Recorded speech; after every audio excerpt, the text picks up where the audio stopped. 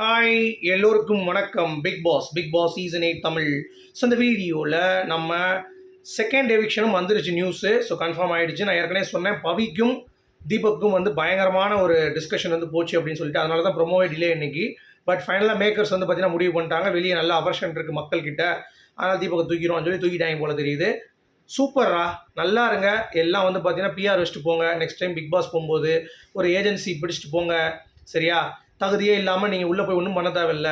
சரியா? மிச்சர் தின்னுங்க நல்லா உட்காந்து, நல்லா முடியை திருப்பி போடுங்க. கண்ட இடத்துல கற்றுங்க 4 தடவை. க்யூட்டாக பண்ணுறேன்னு சொல்லிட்டு வரட்டா பாய் நொரட்டா பாயின்னு சொல்லி 4 கத்திட்டு போங்க.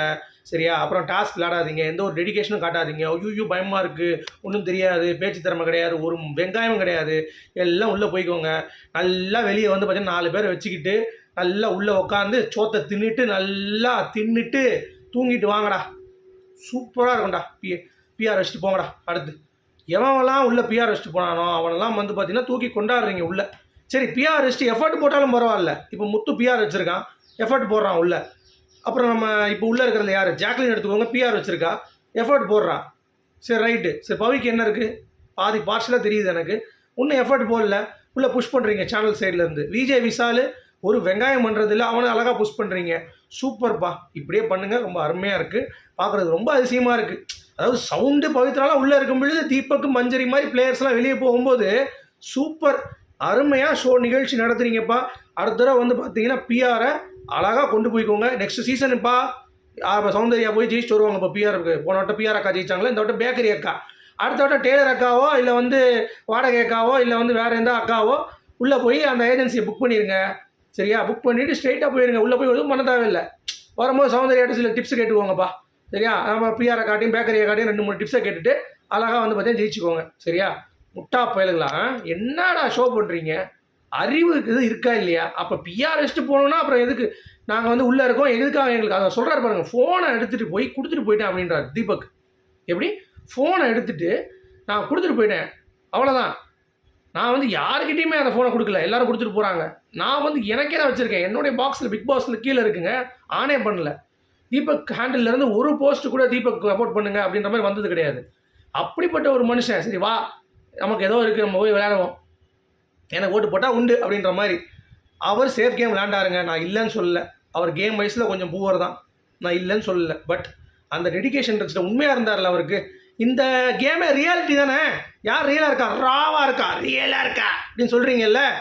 யார் ரியலாக இருந்தா? அவங்க வீட்டில் அவங்க அம்மா அப்பா வந்து காரி துப்பிட்டு போனாங்க சௌந்தர்யா மூஞ்சி மேலே. ஏமா அங்கே வந்து எப்படியே இருக்க மாட்டேன், இங்கே வந்து ஏன் வேன் கத்திட்டு கிடக்க அப்படின்னு சொன்னாங்களா இல்லையா? அப்போ அங்கேயே ஃபேக் ஆயிடுச்சுல. அந்த தீபக் என்ன சொன்னாங்க, எல்லாம் வந்து நீ நிறைய விஷயங்கள் வந்து பார்த்தோன்னா எனக்கே தெரியாத அளவுக்குலாம் இங்கே இருக்குது, நான் உங்ககிட்ட இருந்து கற்றுட்டு போகிறேன் அப்படின்றாங்க.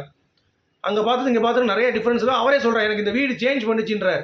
இந்த மூதியை வந்து நான் ரியலாக இருக்கேன்னு சொல்லிட்டு இருக்கேன். இன்னொன்று உட்காந்து என்ன பாய் அப்படின்ட்டு, என்ன வச்சா பாய் அப்படின்னா பாயெல்லாம் சொம்படிக்கிறான் வெளியே உட்காந்து.